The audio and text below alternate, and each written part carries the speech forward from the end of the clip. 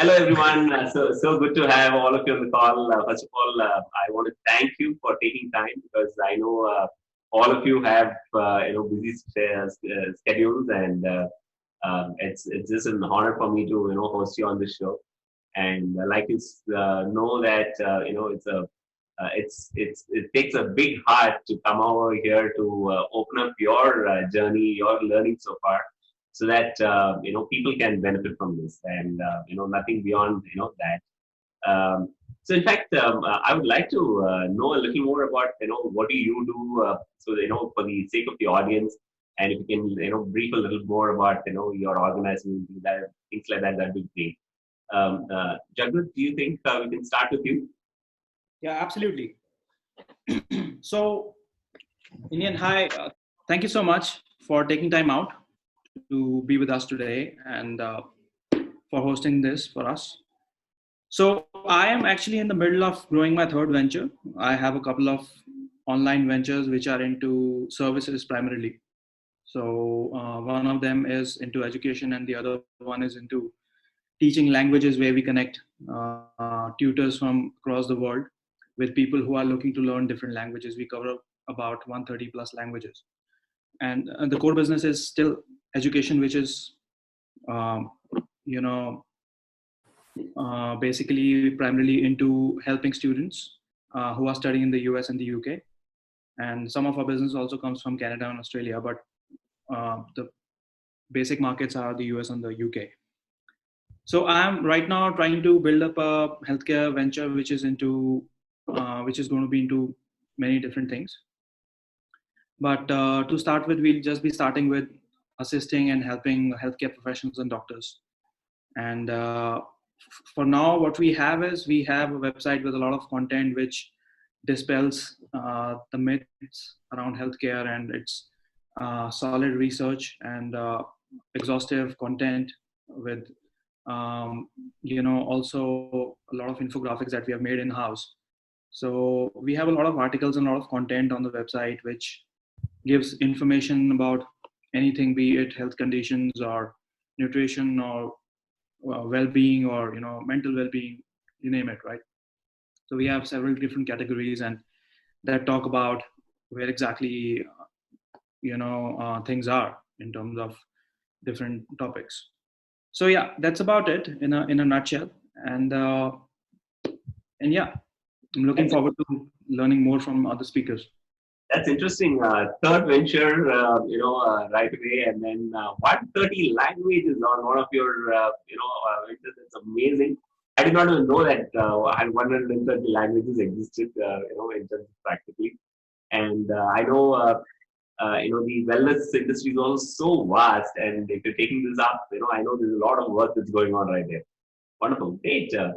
Okay. Wonderful. Kunal, do you want to share, what you're doing? So the word nutshell really fits in for what we do.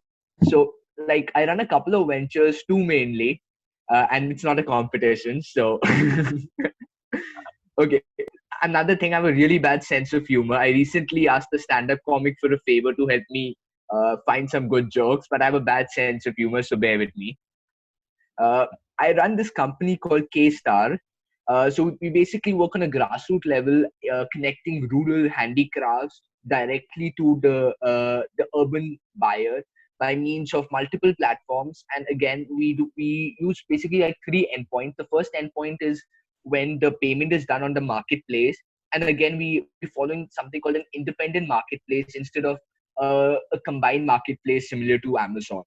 So while following an independent marketplace, they get to list their products online.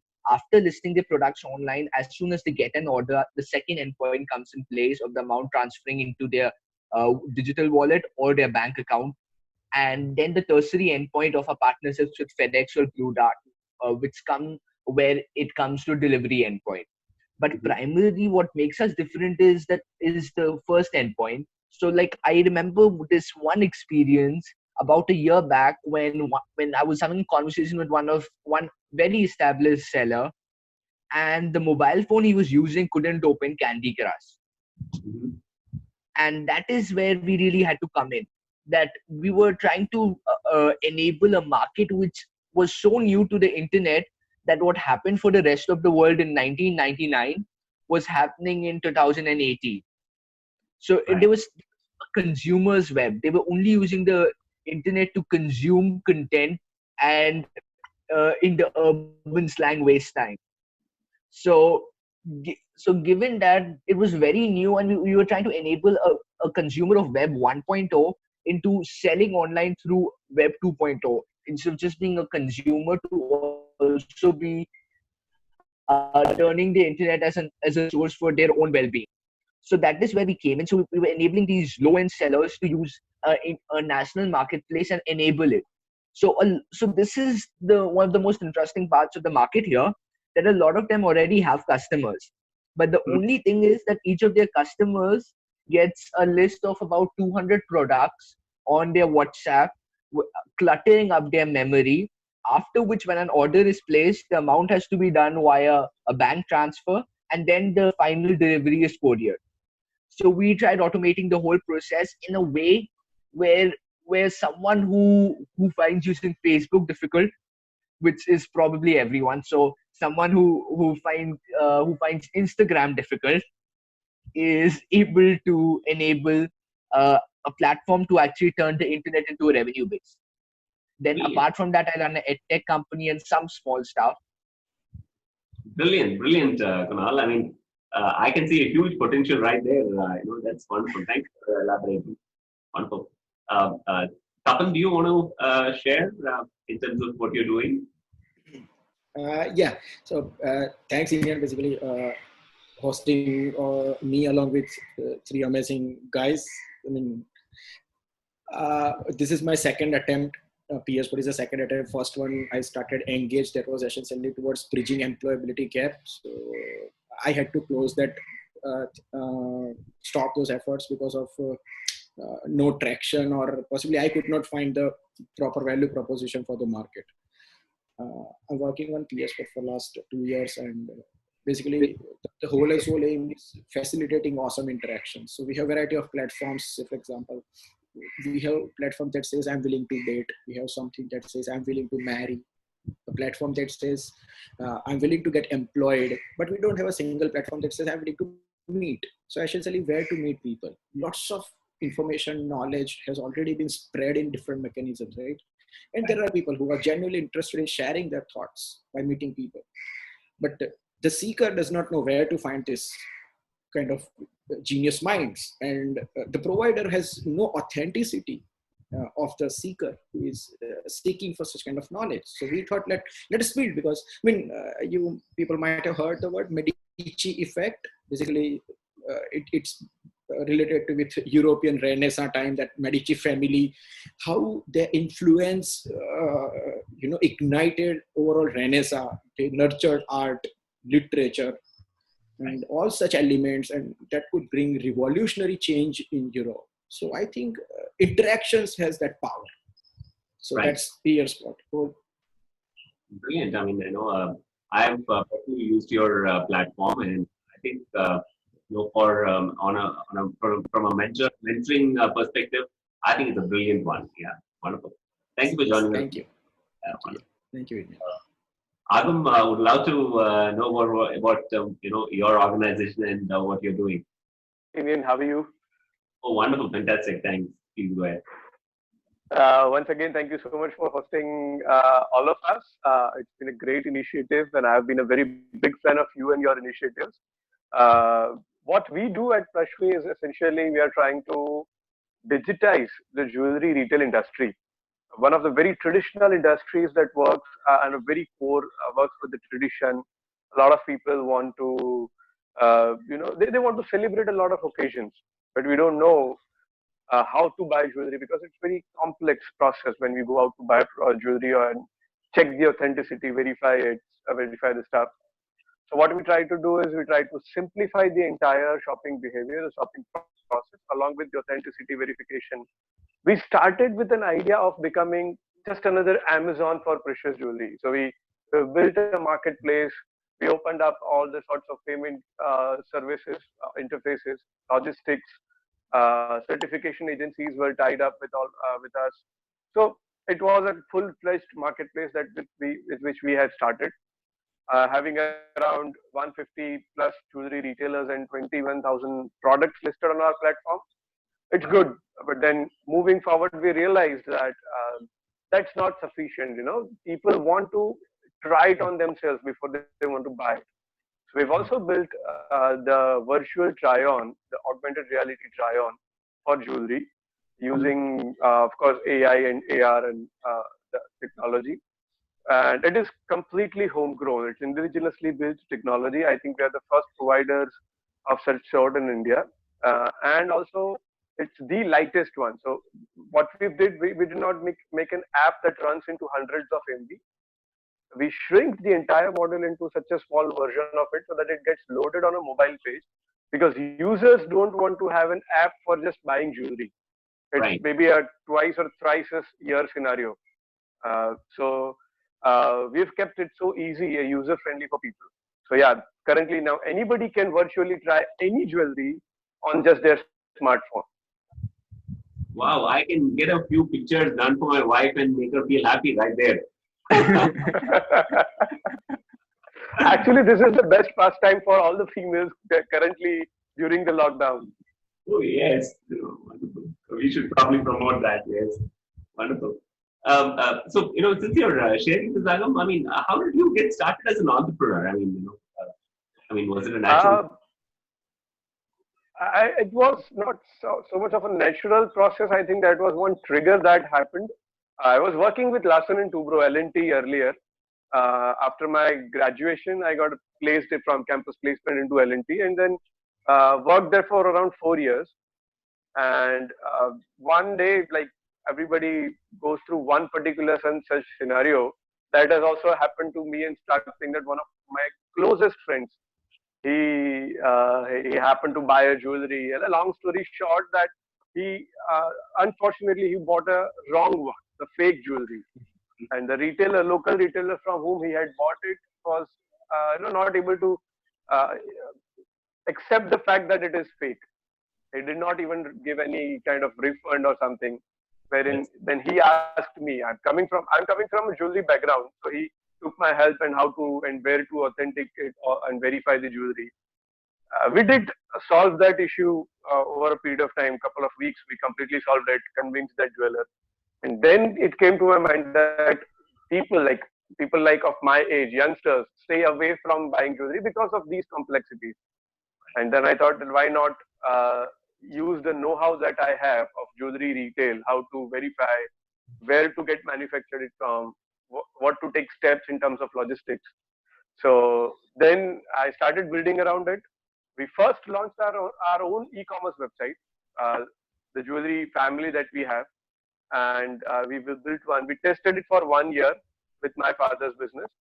That what are the challenges that we face, and then we launched a marketplace for the entire market. Wow, that's And interesting. then How the do journey began. I would love to hear the same, aspect from others also. So, how did you get started in your entrepreneurial journey? I mean, the easiest thing was to just find a job after, graduation. Kunal, you want to go ahead? I did not graduate. That's the first thing. I'm yet to okay, but skipping that. But overall, I feel entrepreneurship was never this job I was looking for, because So, because it was never something that I had to do. Yeah, no, Kunal, just to make you said something. yeah, I was just saying, just to make everything clear for people, Kunal started his first venture when he was just 10 years old. So, please go ahead, Kunal. You've been a serial entrepreneur from, for a long time now. Please go ahead. So I remember curiosity was the biggest thing that always took me forward, and it was always about making something to probably enable another thing. Like today we live in a world where the internet has given us so much power that we can practically change lives in a different country, in a different time zone, while being at a complete different place. And there was this, I got this fantastic machine when I was 10, this thing that was capable of doing so much. like this, and it completely changed everything for me. That thing was a laptop.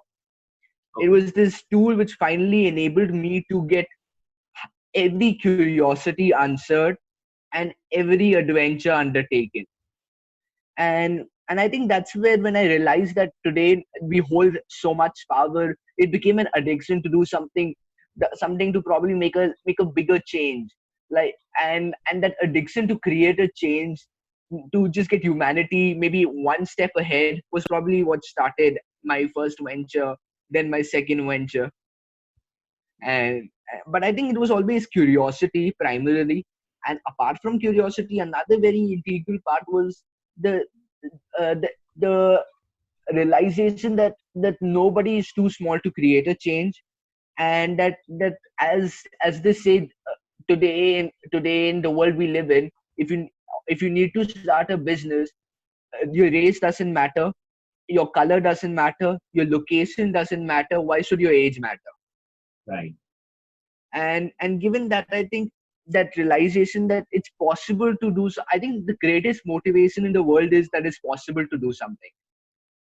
I remember having this love to make things, and I could never find the correct tools to make stuff. And then all of a sudden, this fantastic machine just enabled everything. The internet connected the whole world like never before. It was no more about if you need to do something. When someone asks you what do you want to be when you grow up, your answer doesn't need to be what you want to be when you grow up. Your answer is what you want to be now, and there is literally nobody who can stop you from being that now. Awesome. Wonderful. Thank you for sharing your perspective. That's interesting. Uh, Jagrat, how did you get started, as an entrepreneur? So, Indian, it actually happened to me, by chance, because I was looking for some sort of work right after my MBA, and I wanted to do something from home, and I had an internet connection, and internet was pretty new at that point in time. So I started out being a writer. I used to, apply through online positions, and I met a couple of people in my town locally, and I started out with this person where he used to just give me assignments, 300 word, essays or, articles that had to be written. And I used to get paid about $1 per page doing that. Then it was my mom who told me that, okay, if you're doing this, why don't you look for something which pays better? Because $1 a page for about 300, and dollar used to be about, I think, $50 that point in time.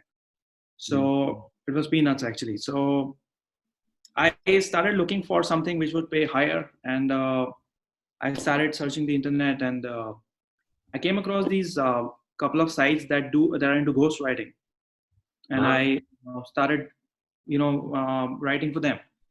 So they used to pay somewhere around $6 to $9, even probably about $10, $15 a page sometimes. So immediately I saw a jump of about 6 to 8 or probably 10 times. Right. So that motivated me quite a lot. And then I gradually started thinking about, okay, so if these guys are paying me about $10 a page, how much would they be charging their customers? So Brilliant. That thought really kept me going, and that thought really did not really help me settle. I found myself unsettled by that thought, and I thought, okay, what is it going to take me to get to the customer directly and charge them $30 or $40, right? Right. What I charge now. So then I started getting into, okay, what are their sites? How do they market themselves? What is internet marketing? I was conventionally from a marketing background, marketing and finance, and I was doing my job. And this is at the time when I was doing my job. I had picked up a job by that time with ICICI Bank Wealth Management. And then I thought, okay, what is it going to take me to learn internet marketing and I learned HTML and put up my first site as well. And it took me quite a lot of time to and internet marketing and how to get a website ranking on Google is something which is so dynamic, which is changing every single day, because Google makes about 200 changes to the algorithm every single year. So that is something that I'm still learning, and I don't think anybody in the world can say that they have cracked the code to it. And there are several factors that Google looks into. So that's how I got into it. Then I gradually learned a lot more things: customer communication, customer conversions, as to how to make sure that the customers are happy, how to make sure that you have a good brand out there, how to make sure that you're trustworthy, there's a whole host of things that comes with this, because once you get into it, it's not that you just say that, okay, this is something that I've put and then this is going to give me money for the rest of my life. It's obviously not. You have to keep improvising, keep improving what you're doing. And then I realized that, okay, I would need a team, and I opened up an office in 2013 and 13 and in fact, because I was until that point in time working with freelancers, and these people were just building up websites for me, doing backend work for me and stuff like that. But then I figured out that and I had to do it at a scale, because at that point in time, my methodology, to be very honest with you, was put up a website, get it ranked, and we could rank a website in 2 months, right? I'm talking about pre-2012 here, and when the Google algorithms weren't that strong. And invariably, that website would get punished. And it first time this happened is when Penguin was rolled out in April 2012. Algorithm called Penguin. So algorithm change. So that threw off a lot of websites. A lot of people lost their livelihood, and so it in a way became a way of life to put up websites, do a lot of SEO, build a lot of spammy links, what Google calls it these days, and get the money out of the website, and then kind of like see it go down.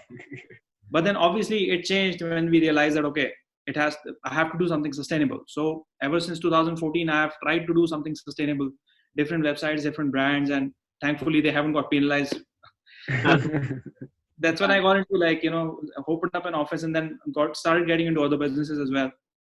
And here I am. I'm trying to now build up something with FactDR, which is my healthcare venture. Very interesting, Jagat. Tapan, would love to hear your initial days stories.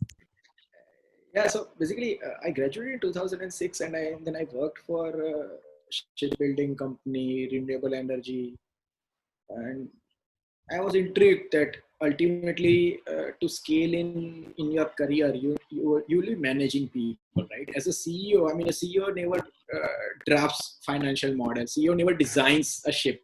CEO is managing people. So I said, if you want to climb hierarchy in your life, ultimately you need to learn this skill, managing people. Fine. Then I joined MBA. After MBA, I joined hydropower projects.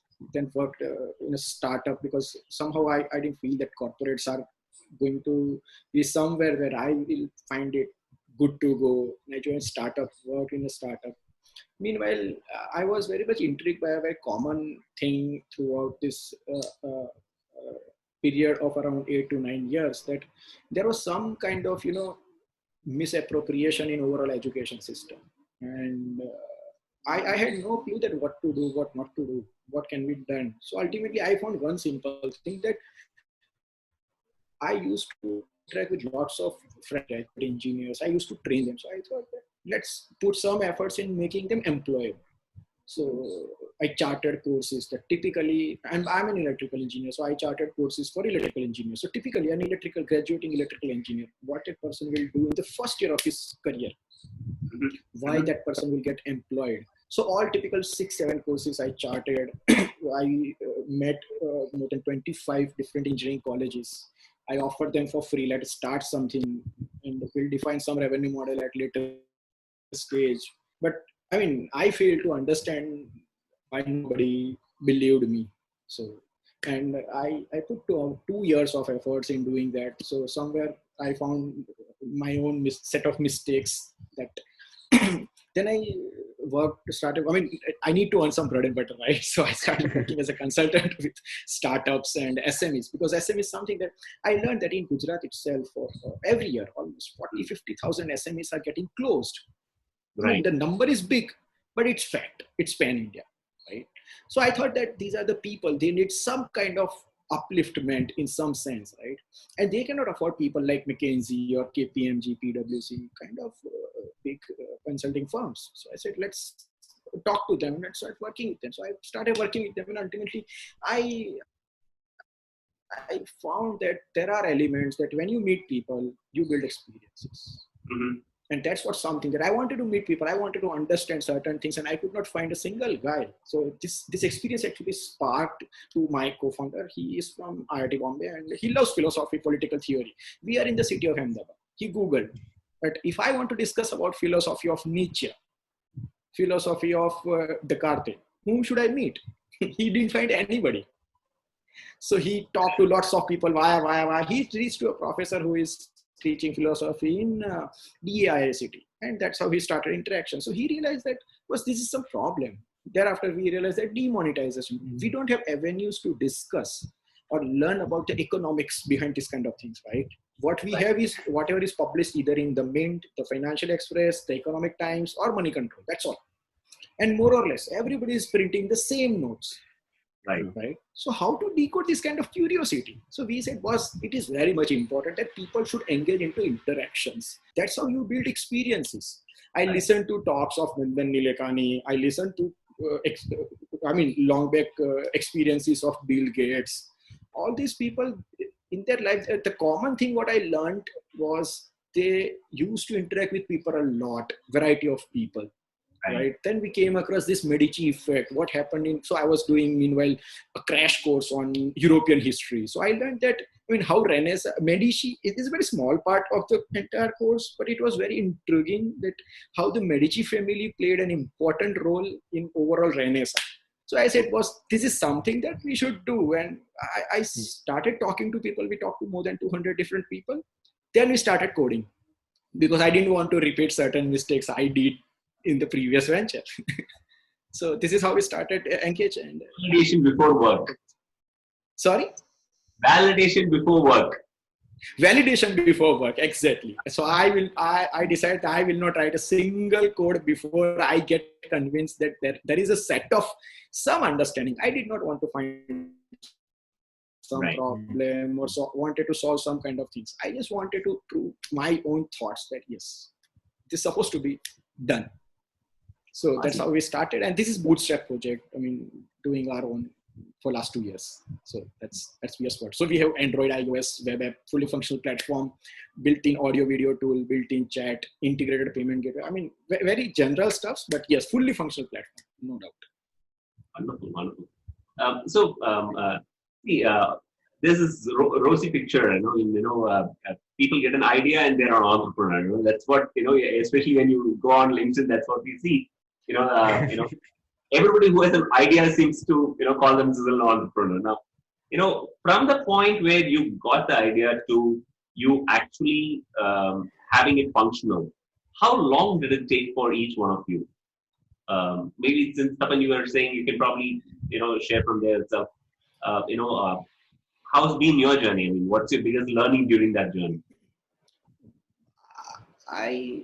My biggest learning is that I must not trust my own instincts before I validate it myself. That's my learning for myself. So I'm not so good in judging this kind of ideas by my own. So better I don't get into that before I validate. Rest of the things are good. I think that's something a lot of people forget, that it's like everyone tries to think of themselves to be the best at everything.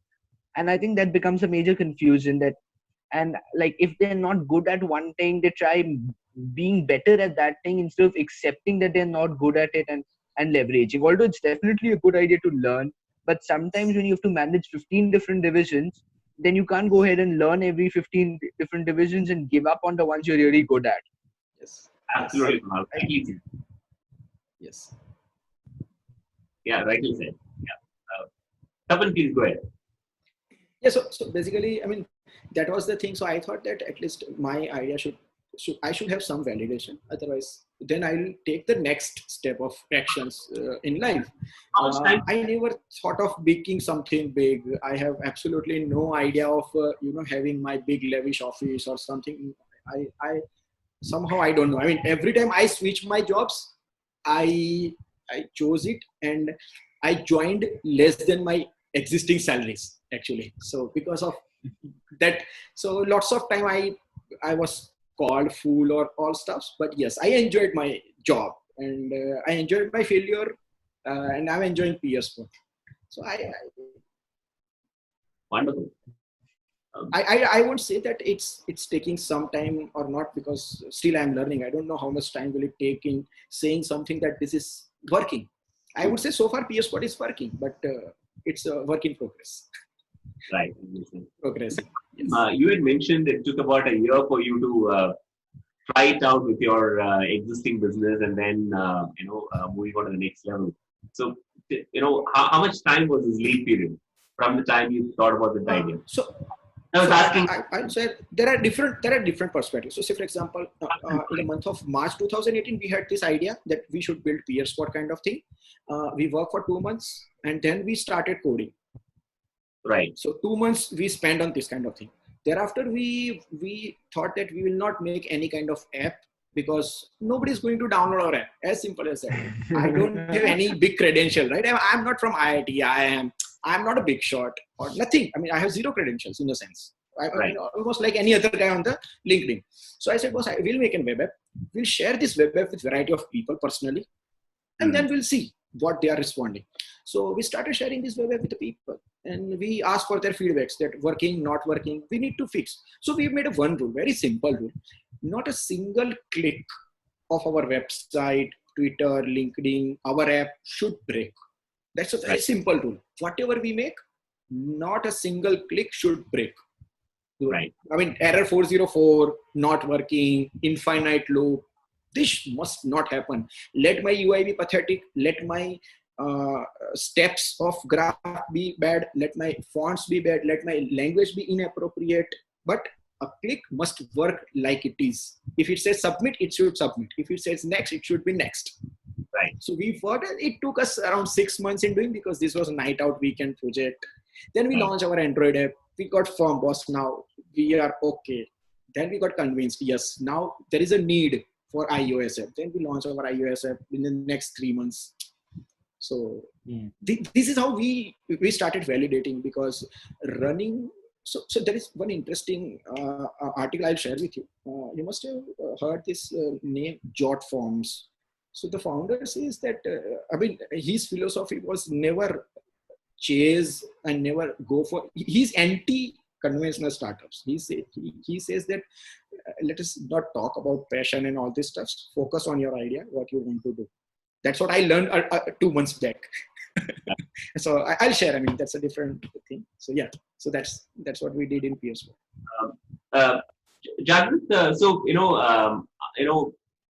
for you, how long has it been? I mean, was it how did you hit upon this idea? Because you were doing different things, and so how did you come to an health and wellness related idea, and how did you get started?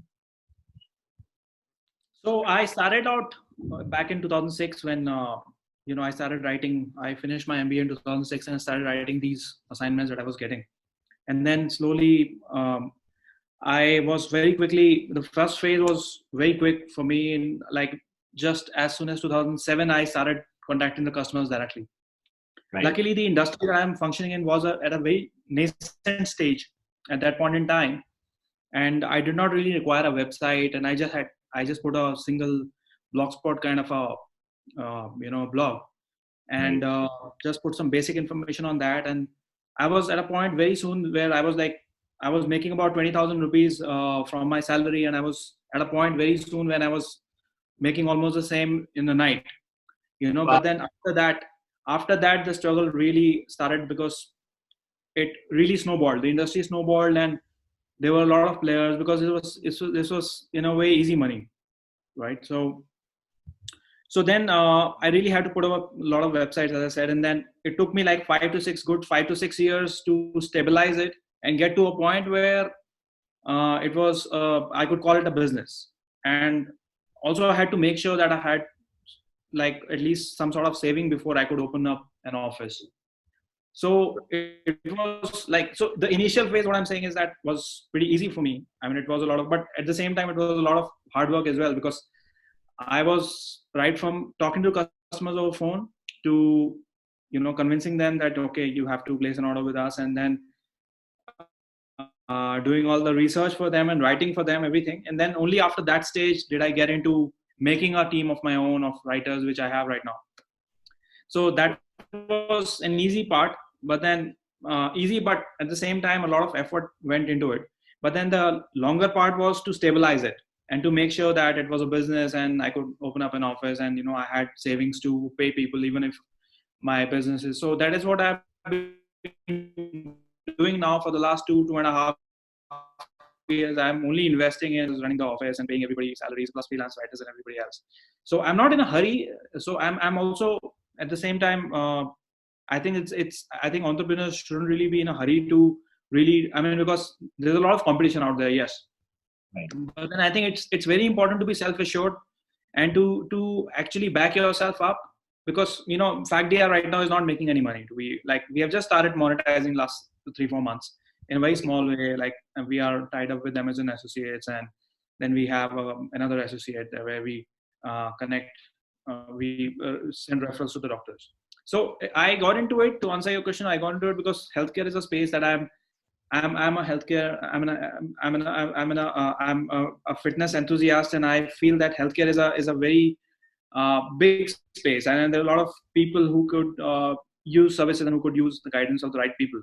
So for that reason, it sounded very exciting, because I wanted to do something after these couple of businesses that were, let's say, small to mid scale. I wanted to do something which could be a brand, which could be probably pan India, or why just pan India? It could be pan world. So I thought of, so that is where it got me excited about, okay, what I could do next. And this looked like a good opportunity at that point in time. So yeah, I'm trying to back it up right now. Awesome. Kunal, so from the time of your ideation to where you are now, how long has it been your journey? So yeah, I think for the first few years, in fact for the first 4 years, for me as an entrepreneur, there was zero traction, and I wasn't in it for the traction. Because if I was in it for the traction, I would have probably left maximum in 2 years. But for the first 4 years, it wasn't for the traction, but it was for the basic ideals of business.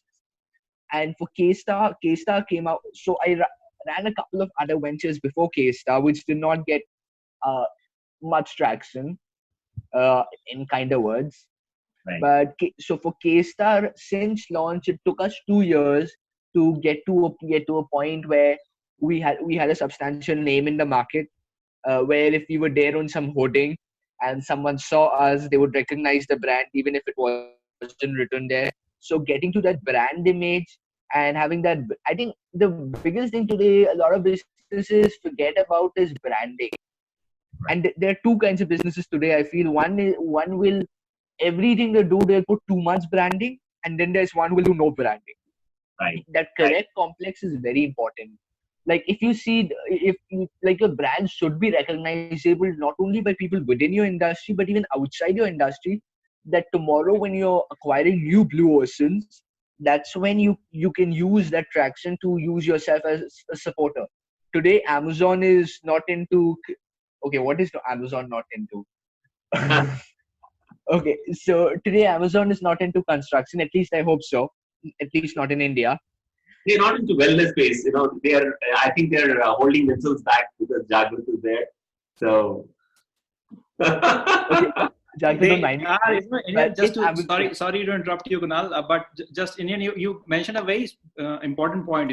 I was contemplating getting into a space where I could sell wellness supplements and stuff like that.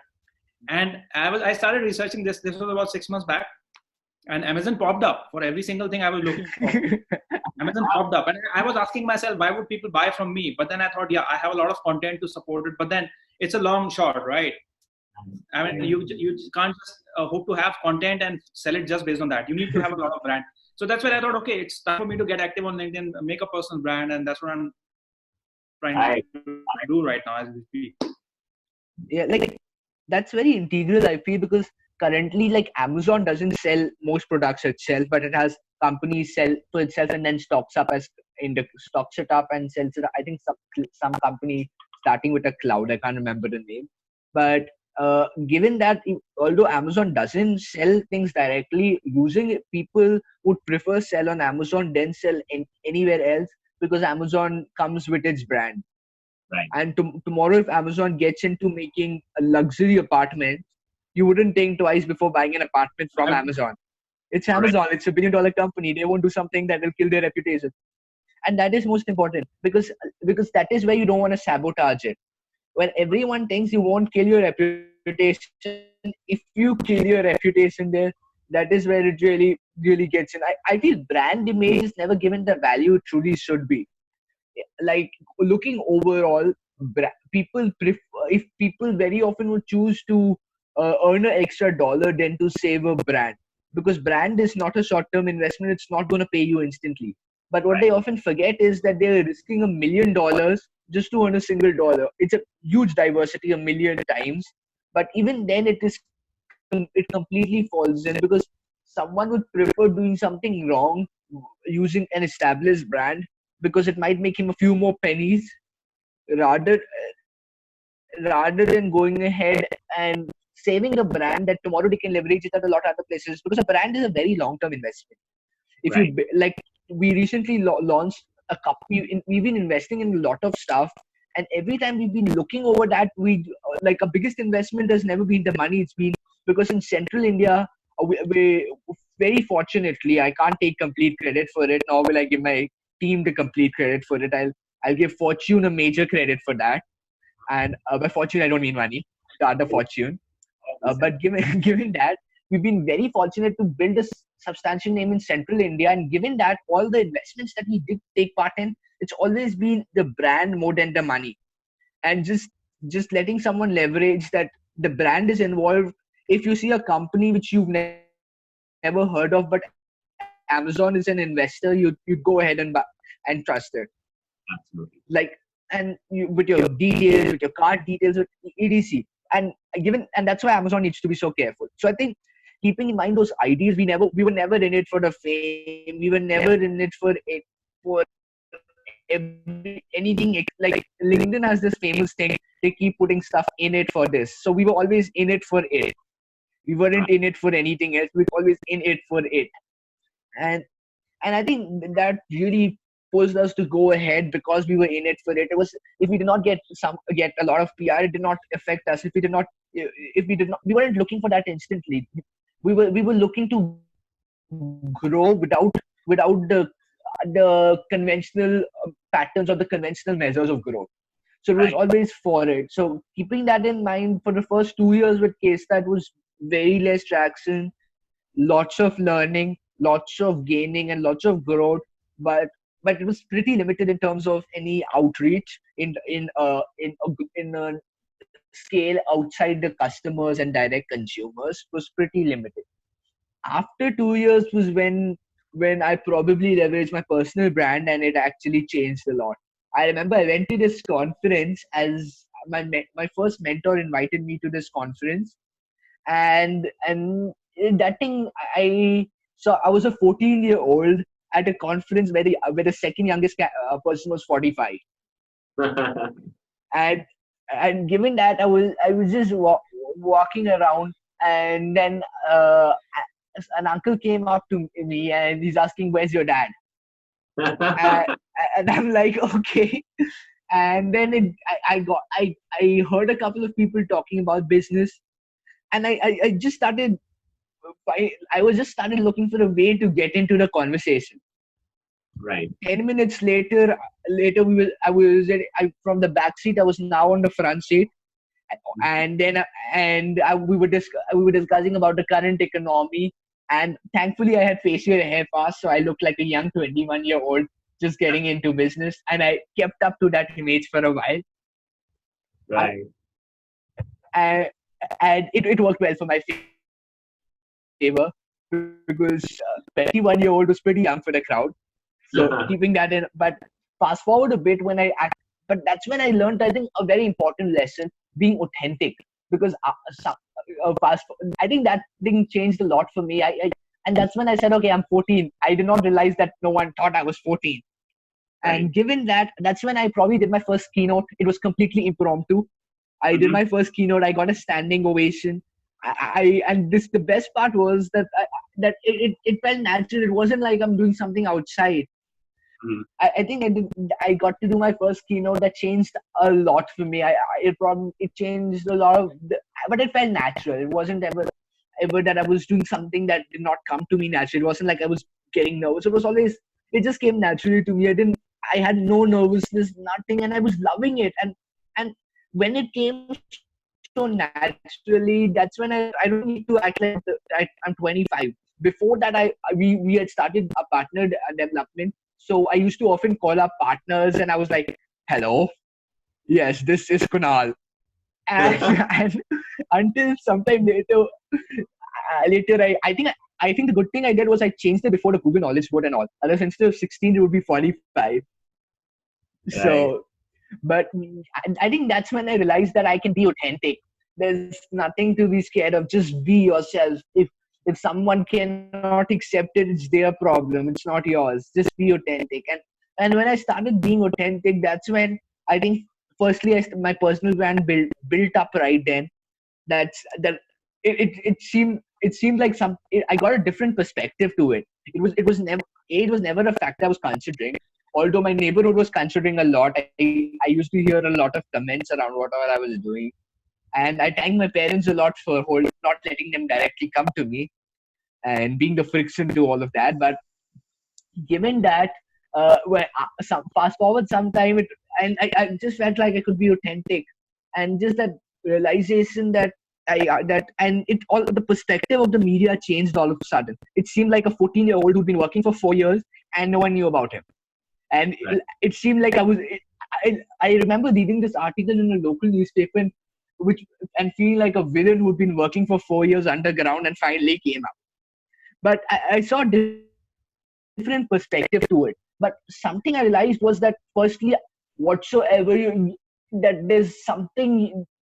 there's a lot of air that comes in. Right. And that's why I love reading books, because they're like real life stories. A business book starts on the last page, an autobiography starts on the last page when you can start implementing it in your own life. And that's when I think I decided two things. Firstly, I'm not going to lie about who I am. I'm going to be totally authentic to myself, because I'm not going to play wrong with my own self, because there are lots of people who want to cheat you. Don't be one of them. Right. And given that, the second thing was that whatsoever, there's a lot of air that comes in. There's a lot of times when people try making you feel as if you're floating on a cloud. You need to keep your feet as grounded, and you need to grow like a building. You need to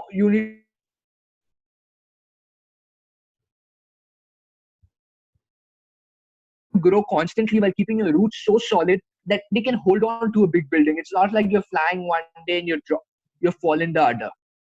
Right. I thought that was very interesting what you talked about. In fact, that leads me to the next question. In fact, Jagruth, what do you think about people going in for funding? Because a lot of times when they think about a business, especially a new entrepreneur, a first-time entrepreneur, or a lot of them think that one of the first things they have to go after is funding. What's your stance, or what is that you've actually done in your business? Well, I'm not particularly a fan of it myself, but each to his own. If people think that they need some sort of support, then by all means, they should. And there's a lot of funding available in the market today. And but one interesting thing that I've observed over the last few months, or the last couple of years, in fact, is that these days, I think there are workshops being organized around how you get funded, and I think that's looked at as a very important step. Like, obviously, yes, quite an important step if you don't have money to pay your bills, right? But then, I think the success of an entrepreneur is being gauged by how quickly they get funded and who's behind them. I think that is a bit unsettling for me specifically. But then, I'm not really in it for, let's say, to get funded, and because see, I believe in growing organically, growing slowly, and making sure that whatever profits you are getting in. I've dabbled in a lot of stock markets also in the last 17, 18 years, right? So I always look for, even when I'm investing, I'm looking for companies that have got a lot of free cash flows. So that is my funda behind building up a business also. When you have a lot of free cash flows and you deploy that business back into the, in getting products out there, and, building strategies, recruiting people. I think that's my favorite way of growing. Because also, I think we shouldn't really forget that once you have got funding from people, you pretty much lose control over your company, and you have to reportedly regularly report back to them and tell them what's going on, and you kind of become you you kind of become indebted. And I don't know, if I take somebody's money, I don't know if I can sleep properly at night. And obviously, share something with you, obviously everybody gets suggested, right? But then at the cost of their conscience, you get adjusted. But then if I take somebody's money, I have to report back to them, and I'll try to do it as much as I can. But I know that nobody can keep up with that. And at one point in time, you'll start avoiding those people's calls, and things like that happen. I don't want to go that route. And luckily and thankfully, I have something which I have built over a number of years, and I can use that and use the cash flows from that and build something which is a lot more challenging for me. So yeah.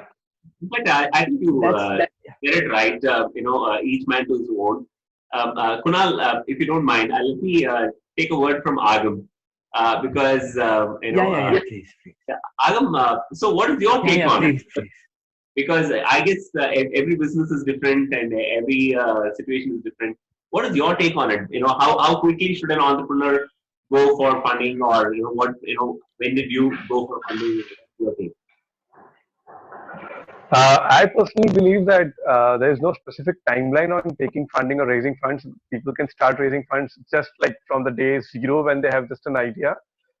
Even some companies raise funds after they have certain thing about the traction that is capable of getting them to Series A. So even certain companies fail after raising Series A. So timeline is something. I think the right time to raise fund is when you need funding and when the investors trust you. So that is the actual fit. So when we need money, so maybe probably 6 months down the line, my runway is gonna get over. The cash runway is not going to last for more than 6 months. That's the right time I should start looking out for raising funds.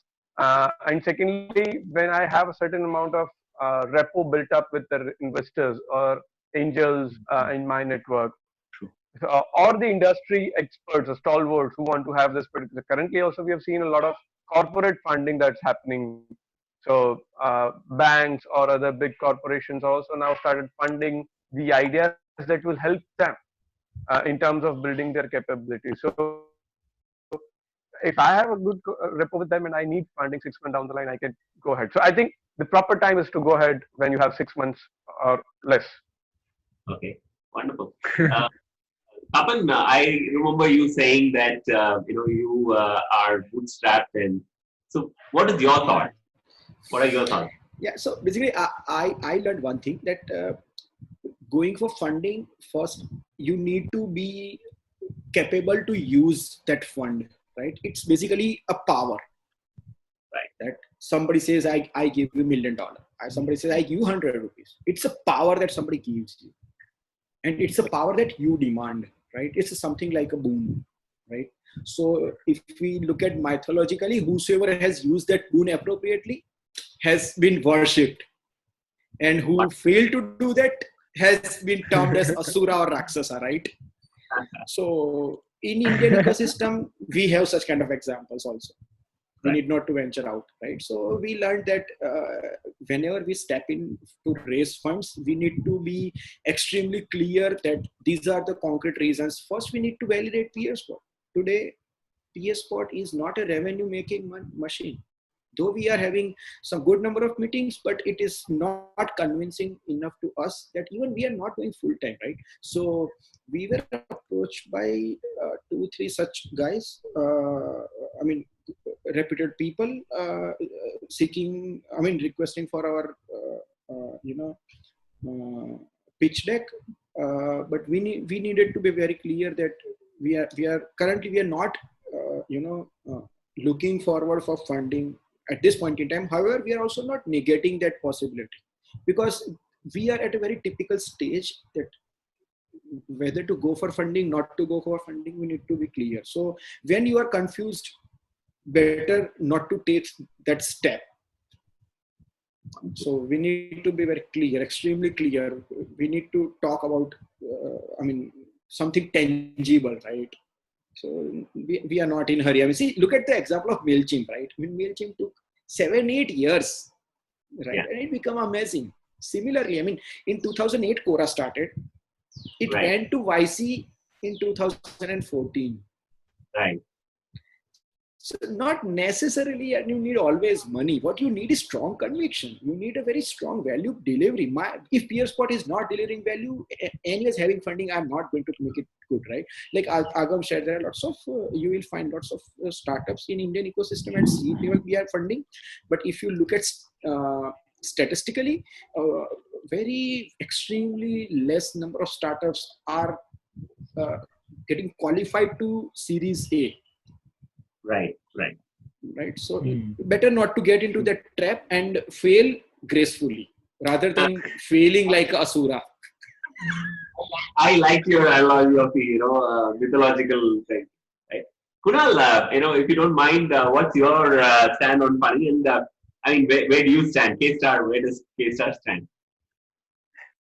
So with K-Star, I never raised funding. We started with K-Star never actually needed a lot of capital, because today as a company we still are a big promoter of work from home, and before COVID-19. Right. Since 2018, and we've been working maximum work from home, and ever since we started, there were very few times when we actually required a proper office or any premises. But given that, I feel work from home today, we live in a time where resources are highly abused, and that's the same thing what happens with funds. And that's where it's very important to decide as per your. It's nothing wrong if you need to require funds. If I need $1 million for a company's marketing, I would be happy to put 500,000, but I might not be happy to put the other 500,000, because I would want someone else to be on board who has enough experience.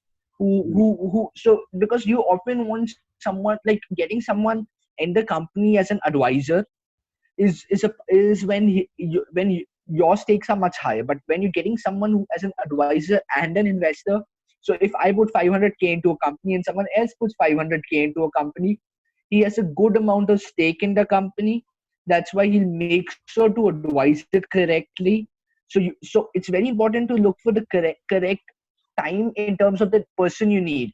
So because I might even if a person Y has $2 million and he can afford to put $1 million into a company, maybe he does not have all the correct skills, and he might need someone who's dedicated to it as a stakeholder, as a shareholder rather than a stakeholder.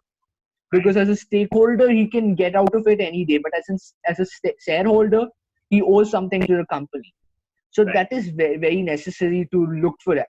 Second, it's never good to hurry up for funding. Like the edtech company I run called Alacritus, that is the one we were looking for funds until prior to COVID-19. Now we've been working on evaluating the model again, because we want to fit into the market need. So I've seen one thing as a very regular trend in the Indian ecosystem, that a lot of people want to raise funding to give themselves salaries. That is a ridiculous thing, because you basically want to do the same kind of work but take someone else's money and put it in your own pocket. Especially when you're in this part or in this stage, your company is in a very nascent stage, and people like I know someone who raised, I think, $4.5 million recently from an Indian investor, and the first thing he did was he bought himself a 1.8 CR luxury condominium. Right. No, not to you were saying.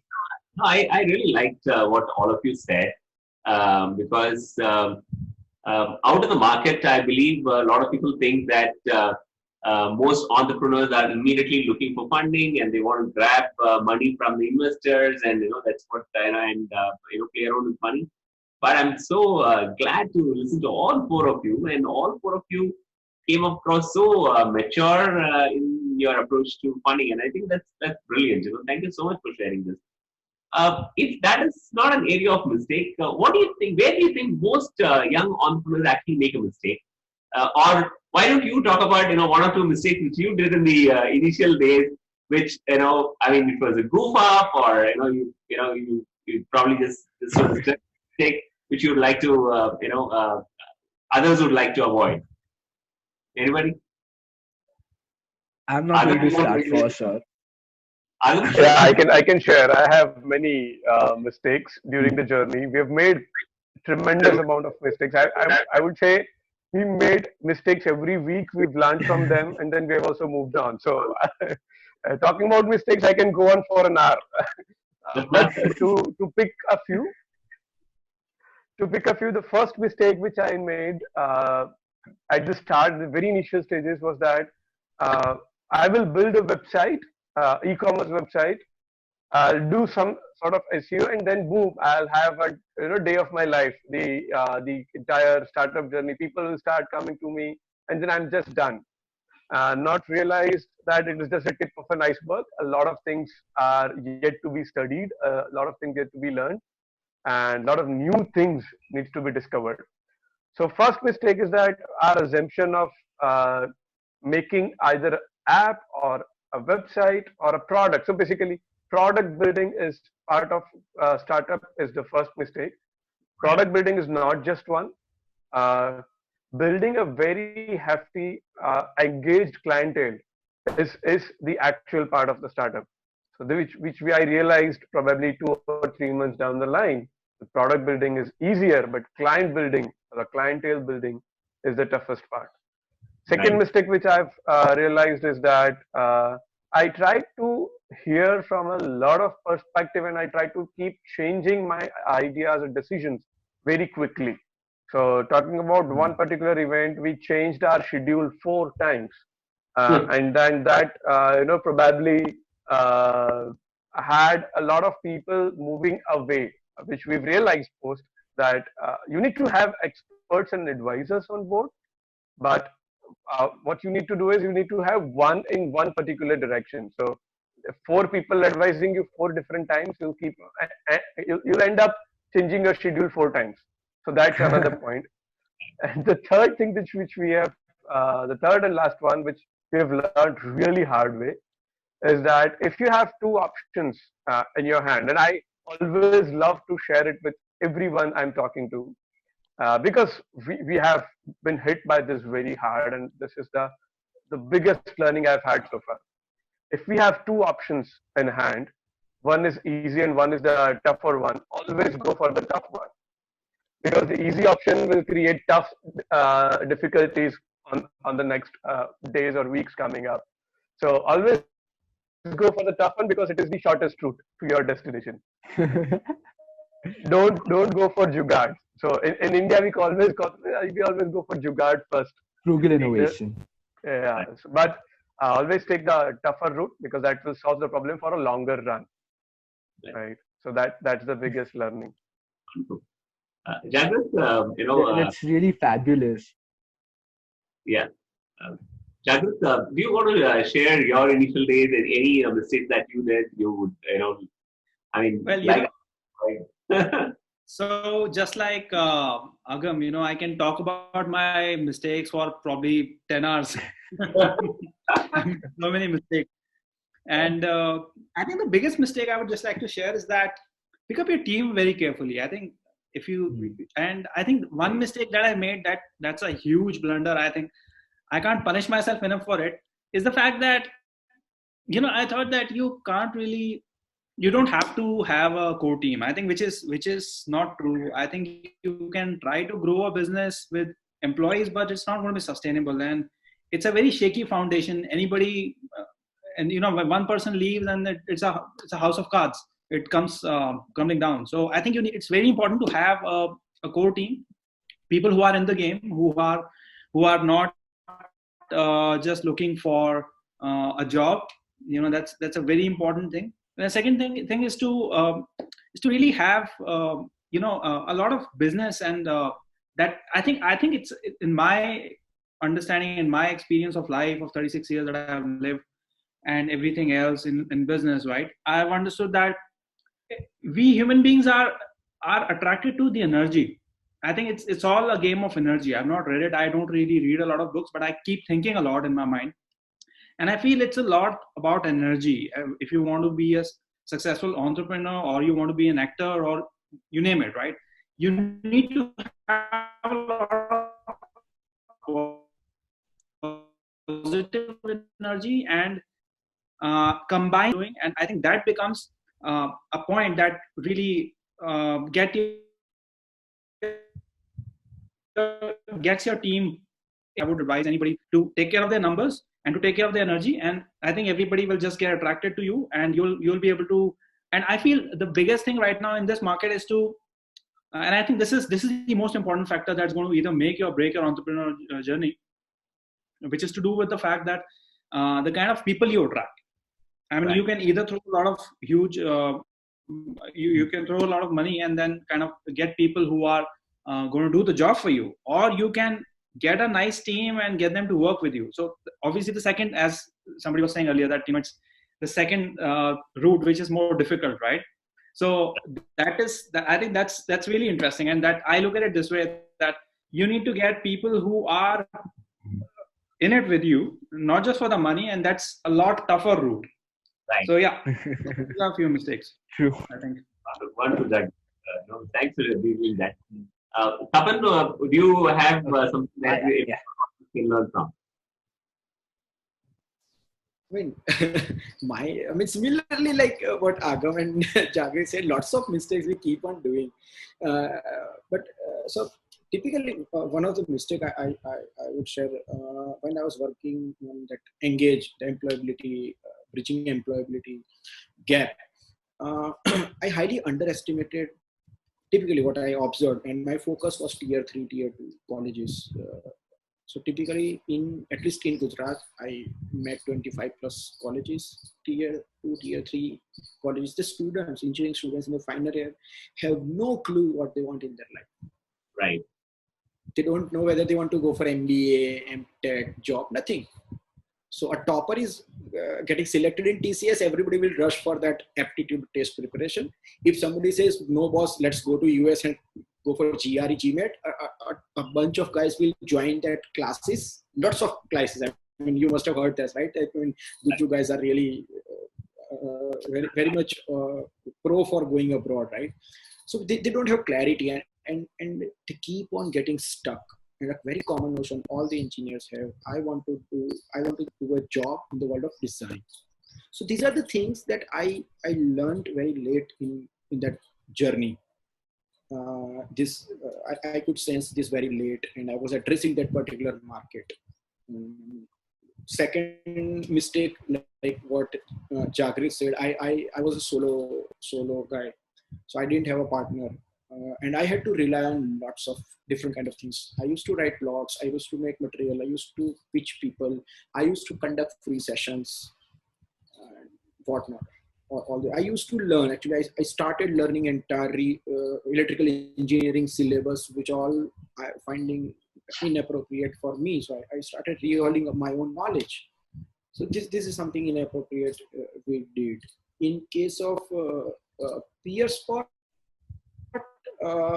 my mistake, not my co-founder, because my mistake is I give due importance to the people that I should not have given, and I spent good amount of time on their thoughts. So I failed to learn how to filter the inputs, because I keep on talking to lots of people. We have we have a list of people. We maintained a habit that whosoever gives a piece of advice, we'll note it. Simple. Whether we implement, we don't implement, comes later. But we'll do not, because somebody's taking that much of pain, right? Referring your website, getting on your platform and giving you some advice. So we need to learn filtering the advices. So I mean, it happened in the initial stage, so that was okay. It didn't cause much of damage, but yes, it wasted some quality time, because I mean, bootstrapped and working weekend night out. So even if somebody, such kind of thoughts plays in your mind for at least a week, you are losing to the amount of time. Thanks. So thank you. These are the things I would say. Wonderful. Thank you. Kunal, see, you started very early. I want to ask you, did you have some kind of a mentor or a guide, and how did you, is there, what would be the biggest learning so far? And along with that, if you can also say, what would be your advice to young entrepreneurs or first-time entrepreneurs? So I'm combining a couple of them together. Do you have a mentor, or a guide, or how is there something that what is your biggest learning, as well as what would you advise young entrepreneurs? Right. Yeah. So I think it's pretty different for every person, but starting up is a major decision. Like a lot of people I've seen more recently know that they want to be an entrepreneur, but do not know what problem they want to solve. Like the most common question I face is how to be an entrepreneur. And the only correct answer for how to be an entrepreneur is that you shouldn't be an entrepreneur if you have that question. It's because yeah, Good point. it's Good point, actually. yeah. It's like people, and then they'll end up googling the 50 best ideas to start. They'll find one of those 50 ideas, invest their life saving, and then be like, oh, like business is not for me. You could have realized that without losing your fortune. And that's the biggest thing, because people look at it only on like something we were discussing the other day, that entrepreneurship is looked at two extremes. It's either looked at like a person who works 24/7, or a person who drives in his Ferraris all days, goes to his mansion in LA, then comes back, chills in his mansion in Mumbai, and then goes back to LA. That is the description of an entrepreneur, according to most people who want to be an entrepreneur. They want to be an entrepreneur for the result, and that is literally the worst thing you can be an entrepreneur for. It's not about the result. You're going to be dedicating your everything to it. It's a much bigger dedication than most people understand, and because they do not understand that dedication, they end up getting in it with half knowledge. Right. Like people often, if you watch any good talk, you realize that it comes out as a failure was a 2-day thing. For 2 days they struggled, and third day they found success. And that's Right. what most people fall for. And what they end up forgetting is that failure is not a 2-day thing. It's not a 2-month thing. It's not a 2-year thing. It's until you take responsibility to remove it. It will last till then. Right. And then overall, actually, failure doesn't exist. It's experience. And until you're dealing with it like failure, it's going to keep on coming, because the law of attraction. And like, I think the earlier question which you asked about mistakes, that relates directly here. The biggest mistake most people do is that they're not ready to accept that they can make mistakes. Right. And that's the mistake they need to correct. They need to tell themselves that it's okay to make mistakes. The biggest mistake is saying that you can't make a mistake. Right. Right. Yeah. Defensive. Beautiful. They get defensive. There's a lot of ego at play. They get defensive, and Like Yeah. I had this one really the experience which stayed with me. I was flying from Bangalore to Mangalore, and I was in this flight with two rural gentlemen who were discussing about K-Star.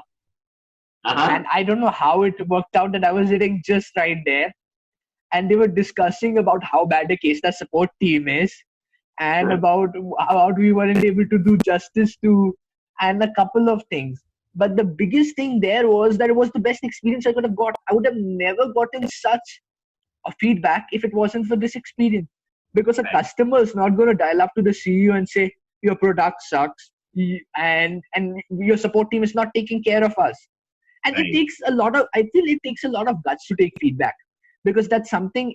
So the first step is saying that you're ready to give it everything. So if you have a question how to be an entrepreneur, that's the first thing you need to get out. You're not an entrepreneur, and you cannot be an entrepreneur if you're going to think of it that way.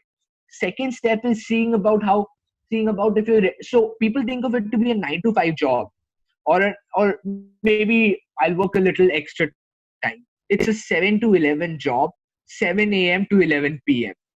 And Right. the time you sleep, those 8 hours are spent dreaming about what you're going to do the next 7 to 11. And so you firstly accepting that, and you have no debt.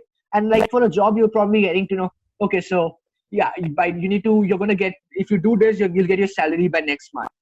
The thing here is, if you do this, you still might not get what you want unless unless you do it all well. You're working for yourself, and you need to make sure that you do not let down the boss. Right. And that's the biggest thing that is the second part. If you're ready to give it that much time, and only if you're ready to give it that much time, you need to move to the third part, because most people are out with these two. Anybody who cannot deal with these two never makes it this far, because thing is, why do most companies fail? Because most companies, the founders are not ready to give it time. The founders act like venture capitals. Venture capitals have 10 investments and they want one to work out. A founder needs to have one at a time, Yes. and he sees all of them fail. He's acting like a venture capital. He's saying, I have 15 things. If one of them succeeds, I win. So he's separated his eggs in so many baskets that he had to break the egg so many times and put small portions of the egg in each basket. In each of the basket, it flowed out of each of the baskets and it's out. So Right. Agam, please go ahead. All right. So we have our mentor board as well. So there are three mentors that we have. One is for business planning, another is for building the active engaged users, and of course third one is for financials, because I always need to be mentored about financial things. Being an engineer, we always overlook the financial things. So we have mentors, and how I've built mentors. One of them is of course Indian, and how we always we do it by uh, building repos. So this mentor board is not as such the board of directors or something, but this is kind of, these are the people you go to when you kind of need an advice, like you hear them. So these are the mentors when you we have. So the example which I gave you about changing the event 4 times, that had actually hit me that I should have certain people for certain things, and then I listen to them. That's the part of mentor's role, to guide you from his or her experience. So we have experts, we have mentors with us who are guiding us in this particular time. And of course, these particular phase where everybody is going through tough times, mentors play a very, very crucial role, keeping the entrepreneurs or the founders' morale high, keeping them motivated, and making them focused on the next steps rather than thinking about 100 different things at a time.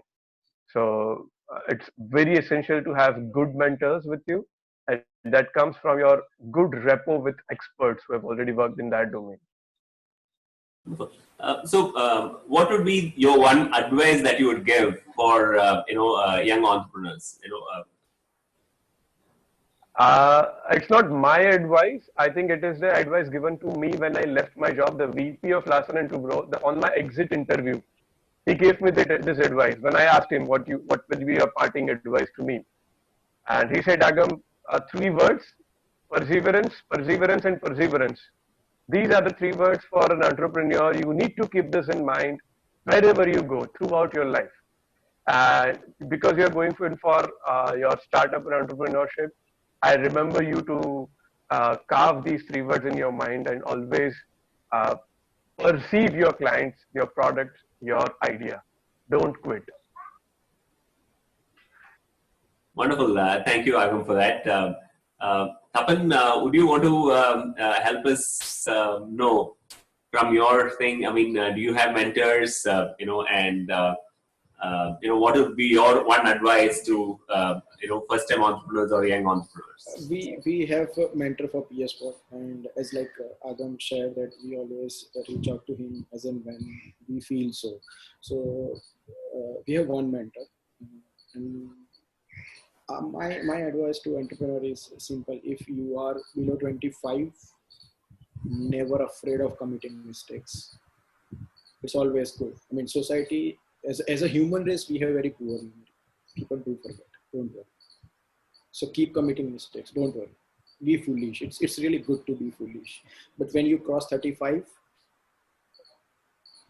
be brutal to yourself that you cannot afford to commit certain kind of mistakes. It's okay to commit mistakes, but certain kind of. Otherwise, I mean, what's the life you live till 35, right? Wonderful, awesome. So learn that much at least. I mean, and there are variety of people. So I would say join PS4, talk to people and learn what to do. Wonderful. Jagrat, how about you? So we don't have a formal mentor, but I'm always like, discussing these things with people and some friends online. So yeah, and the advice would be primarily to entrepreneurs is that, let's say if you're planning to start, you probably are in a job right now, or if you're not even in a job, that's even better. Get in a job, but don't get in a job because you like that specific company, like or a brand, right? Never do that. Always try to work with people. You have LinkedIn these days, and I'm sure there are other people like me who are active on LinkedIn, and I'm active on LinkedIn primarily because I want to find a good team for myself. Right. And you can get to know a lot about people when you interact with them on LinkedIn, and you build a rapport, and that's how. And you should always work with people, because there are some learnings that are extremely crucial for a business guy. And let's say there are so many cases where people have failed after building up big businesses, and they have gone in debt and they have made mistakes. And I think it's some things that you learn from people. Like most important of those things is character and how you handle situations and things like that. So when you get to learn that, I think that's the most crucial kind of learning that you can get. I understand there's a lot of hype around learning technologies and whatnot, right?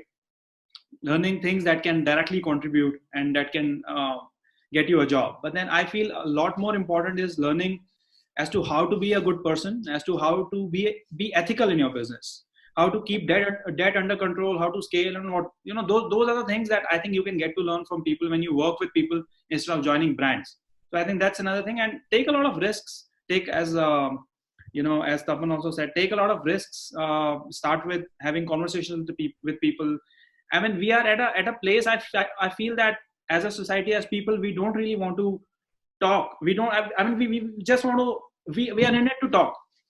Like we are just talking all the time, but without really listening from the other person. So build that resilience in you, that okay, you are able to listen to the other person as well equally, and then at the same time explore. I mean, you put yourself out there also, so that you're not afraid of putting yourself out and talking to people. Yeah, so these are some things that I would like to add. Wonderful, Jagrat. In fact, Kunal, we'd like to close with your thoughts on this. Do you have a mentor? And what would you advise, young entrepreneurs or first-time entrepreneurs? Yeah, having a mentor is very, very necessary. Like I met my first mentor by accident. I think I met most of my mentors by accident. And having so like I remember in the early days, we made some really big blunders, and I could be like devastated. This is even the time when I was acting as a solopreneur, or the so-called person, or the so-called term for someone who doesn't have any capital to hire. Right. So, so given that in that specific scenario, I did a couple of blunders, and every time I could call up a mentor and firstly get an idea from someone who's been in the industry and has experience and gives me practical advice first. Second, it's very unbiased. Mm-hmm. And tertiary, that because everything said and done, it's at one point is really necessary, because in a lot of skills you are nowhere close to knowing anything about it, and you never realize that they're even necessary until you actually face them. And in such times, knowing someone who's gone through is very important, because that experience, like a mentor is an advisor who doesn't have a lot of his personal interest, but completely your interest in it. Right. And it's very difficult to find a mentor who's completely in it for you and not for himself. But when you do, it's really wonderful, because it helps out with making sure that everything is smooth firstly, and also that that that what direction you're going in, because as an entrepreneur, very often you know how to take the next step, but what you very often don't know in what direction to take that step. And like I remember when I met my first mentor, this is something he told me, that I'm never going to tell you what you need to do, and Uh-huh. I'm never going to be able to guide you on how to do it. But what I can tell you is that what way would be, basically I can show you the light, but I wouldn't ask you to follow it, and I wouldn't tell you how you need to walk, you need to fly, you need to crawl. I can help show you the light. That's all. I met him completely by accident, and he's probably even today one of the greatest assets I've had till date. And it's very, and with time I built a lot more mentors who've been very integral in where I am today, there there wouldn't be enough words to thank them for, because none of them were in it for their personal interest, and it's very difficult to find people who are not in it for their personal interest anywhere in business. And when you find that, you really need to hold on to it, and you need to do the same if they ever need help with you. You need to be as available. It's really important, because another thing I remember he told me was, like, this is in the very initial days, when, like, every time this is when I was, in the literal words, I was a kid. And I had this problem. I never had a single friend through my school life. I Oh. finished high school early because I found it very sick, Uh-huh. and I had the most horrible handwriting, and I never used to fit in a social situation. And when I was 10, I met that one person who became my mentor, who I could talk to without and I knew that the person was resonating with me. Right. I did not have to dumb anything down. Right. And it used to get really irritating for me when some 40-year-old uncle would not understand what a 10-year-old was trying to say, and then figuring out a way to dumb it down. Right. And Right. and that's where when I found my mentor. And like first thing he did was he asked me if he can talk to my parents, because he wanted to make sure that they are in the same boat. Right. He made so much effort for me, and that it was completely worth it. Like, my first mentor was my mom. There's this one, like, my dad himself runs a couple of businesses, but one thing I've learned from them till date, the American culture, that Mhm. if you need to do something, you need to do it yourself. You're not coming and sitting in your dad's seat. Right. And that was probably the best thing they did for me, because once, like, in India, it's always come up this way: when you grow up, you need to do what your dad does. And that is one very important value that comes in, that do what you like. And that probably, because when I started my own business, and they, including my parents, they never told me what to do. Right. They And that was like, a lot of parents start preaching, you're starting a business, it's not going to be easy. Then they never interfered. I remember a few uncles used to come up to my dad, and so we live in Bhopal, a comparatively orthodox city, a tier 2 orthodox city. Even though it's developing now, but 6 years ago it wasn't. Right. And given that, I remember these uncles, they used to come up to dad and ask him to lock me up in a room. And the only time the door should be open is when I either need a new notebook or I need to eat food. Right. And I never got to know about this until 2 years back. I did not know about this. A year, 2 years back, it never reached me. They always kept it to them. They dealt with so much criticism which never came to me.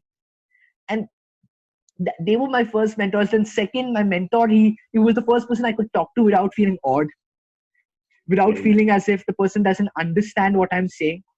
And finding that a mentor should be someone who you can open up to about as much as he knows you as your personal life as much as your business life, and he understands that it's someone you share an emotional connect with, Right. rather than just a on paper or a business connect. Because I found that emotional connect with him. I could talk. He was like the first person I could really talk to like a friend. And I think that's when I realized that life is not limited to what a school is. And that's when I realized that if I can't find people who I can chat with, or people who I can have a good conversation within an institution, the institution is not the world. I can go out and conquer the world. And I think that changed a lot for me. When I met my first mentor, I realized that there are people who I can speak to. And that's when I got into the business world, and it changed a lot for me. If you see, a lot of successful entrepreneurs are dyslexic. School Yeah. never treated them well, but but business did not bother them. And that's my parents did that for me, my mentors did that for me. And that is very important, to find people who share that emotional connect with you. Once you find that emotional connect, everything else comes in place. And every time you feel the market is not right, your market is your school. You can get out of it. You can conquer new markets. If you can't find the correct people, there are 8 billion people. Be a billionaire. Be a billionaire in money and in terms of people who you know. Wonderful. So, Or who know. well, thank you so much for that part, and thank you, Jagril, thank you, Tapan, and thanks to Thank Agam. you, Indian.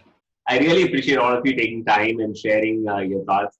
The whole, the intention was to, make sure that, a lot more people get value out of this, and then take it forward in their own lives and careers. And hopefully all of us together, added that value. Thank you so much for, your inputs as well. I really appreciate Thank it. you, Indian, for hosting us Thanks, and having Indian. a wonderful conversation. I mean, through you, I got to know 3 different amazing guys. So, thank you. Likewise, Indian. Nice to have this chat with you. Thank you so Same much. here.